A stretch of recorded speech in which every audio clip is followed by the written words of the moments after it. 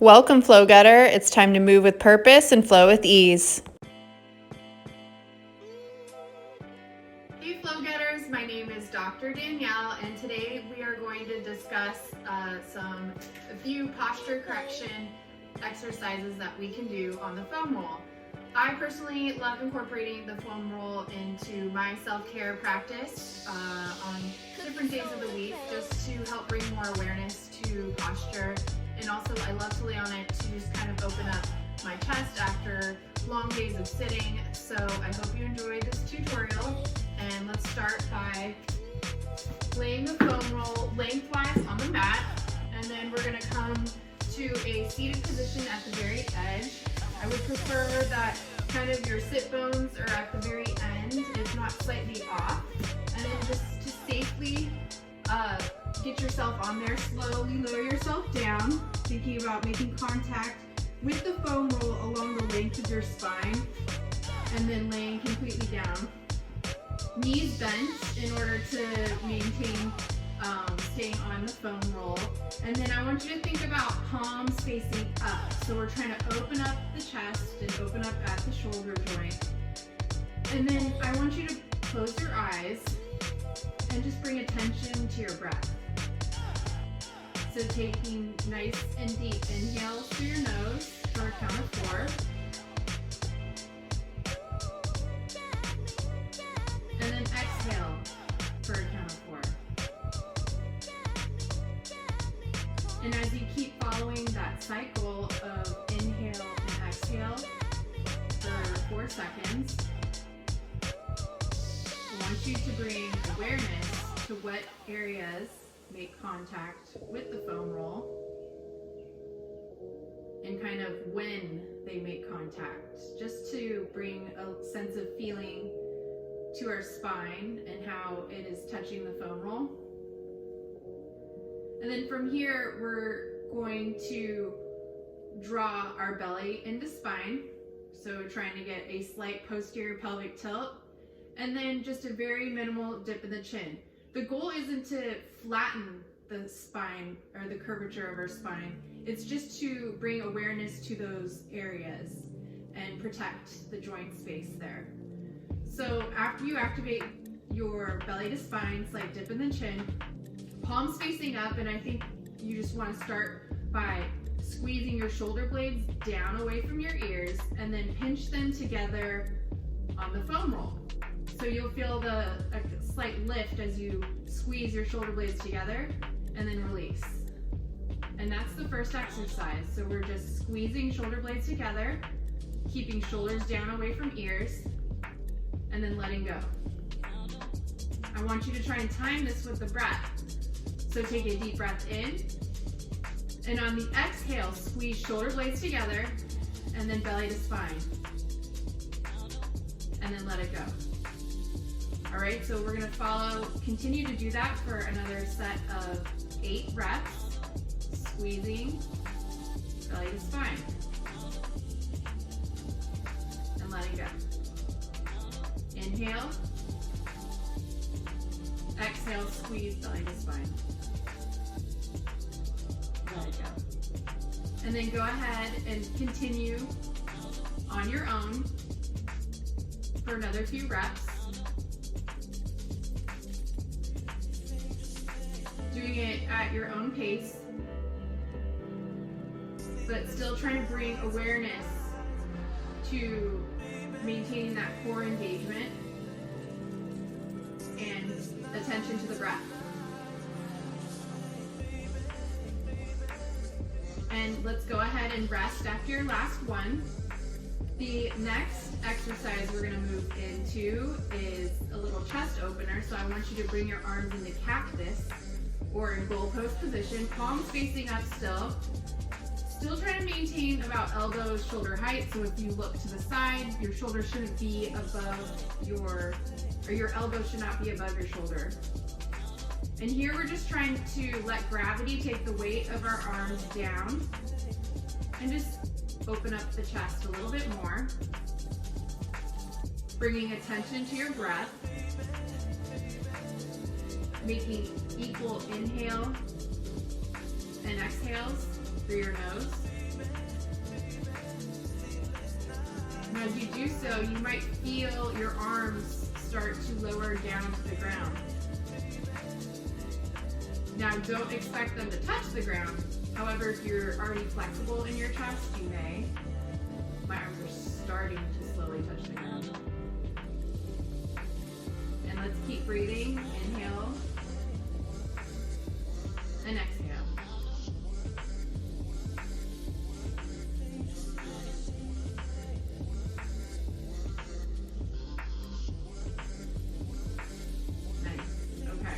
So moving on to the next exercise. So this is what we call just a static stretch.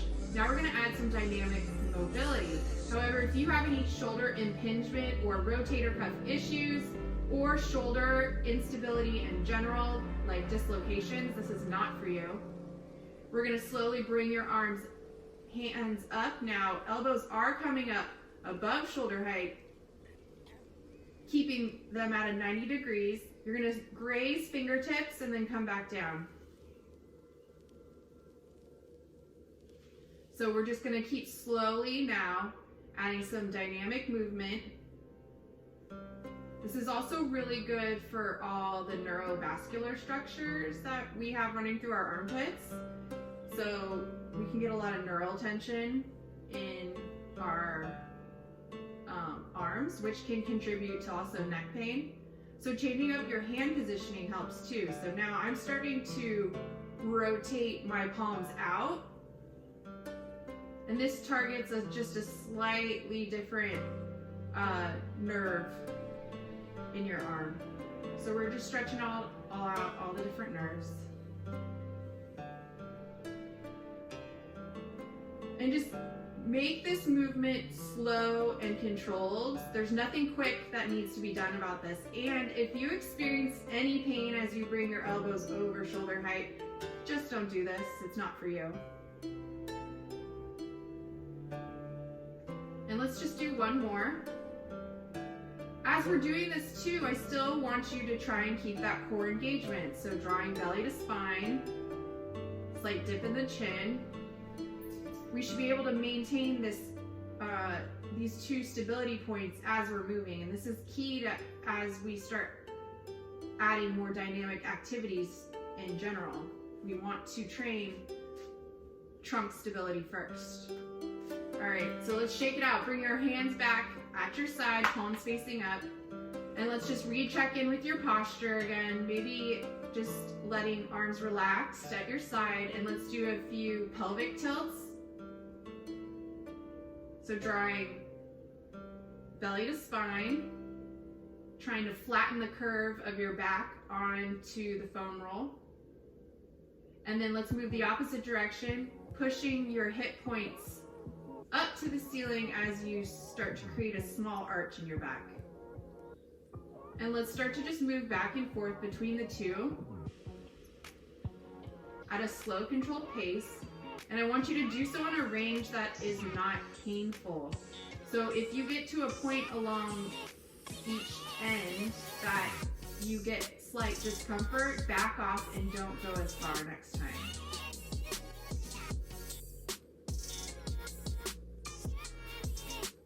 And then as you continue to do so, I want you to try and find the middle ground between having a completely flat back and then a super arch back. And then I want you to try and stop in that mid-ground. And once you find that point, hold there. Again, drawing belly to spine. We're gonna raise your arms up now to the ceiling, making a fist. And we're gonna do some serratus punches to the ceiling. So I want you to think about squeezing your shoulder blades down to the floor and then pushing your fist to the ceiling while keeping your elbows straight. This is the motion. Squeezing shoulder blades down, elbows straight, pushing fists up to the ceiling. So this is your exercise, serratus punches. We're gonna do 10 reps.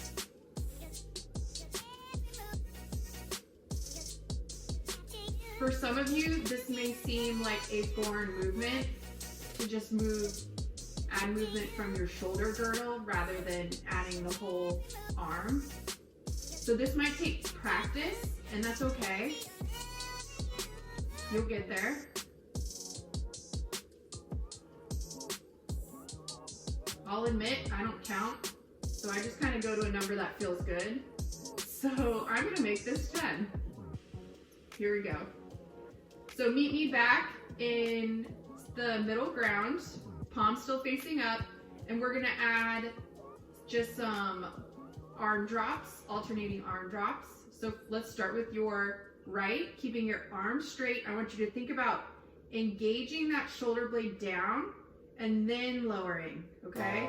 So the key is to stabilize the shoulder down and away from your ear, and then let it drop slowly, and then come back up. So let's do the left. Engage your shoulder down and away from your ear, and slowly let it drop. Great. So this is the next exercise. Now you might get to the point where you don't have to think about stabilizing the shoulder down, and that you can just hold it. That is the goal. Again, as you're lowering this arm, you're trying to maintain that core engagement. A lot to think about, I know. Breathing, belly to spine, dip in the chin, and then this upper arm movement. But this is what it requires to get our minds trained to how to properly stabilize our body, so when we move, we don't cause injury. So that's why we're doing this. All right, last one on the left. I just keep talking. And good. You can relax your arms down. Last activity, we're gonna start with palms facing up. Now we're gonna keep our elbows straight, and we're gonna do a half snow angel. So coming with hand just below shoulder height and then coming back down. I'm just gonna show you on my left because I don't have full room on the other side. But do this with both arms, or you can do it one at a time if that is easier for you. I'm okay with that. I'm gonna do it one at a time with you at home. And then I want you to gradually, if you're able to, and it's pain-free, start moving your hand above shoulder height, but in a gradual way. So just little bits at a time. So I'm still pain-free, so I'm going a little bit higher. However, if you get to this spot, and as you move higher, you're starting to get pain, just stop. Don't go that high, okay? But if you're able to maintain a full range without pain, yeehaw, go for it. And then adding, let's go ahead, and you can switch to the other side if you chose to just do one arm at a time. Go ahead and do the other arm. Or you can start adding in both arms at the same time, keeping your elbows straight.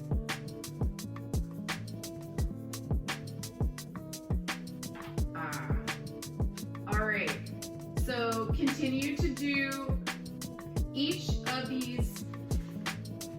To get off the foam roll, sorry, before we talk about that, you're gonna sit up, or you can just roll to the side slowly and then push up. So that's the safe exit from the foam roll. If you want to do this program consistently, I recommend about 10 to 15 reps of each exercise. The goal is always to maintain that core engagement, slight dip in the chin as you're doing all these activities. So we're trying to stabilize the trunk so you can safely move your extremities, okay? So that's the goal. If you enjoyed today's video, please leave me a comment and or subscribe to this channel. And I look forward to providing you some more posture correction and awareness tips next time. Thanks, guys.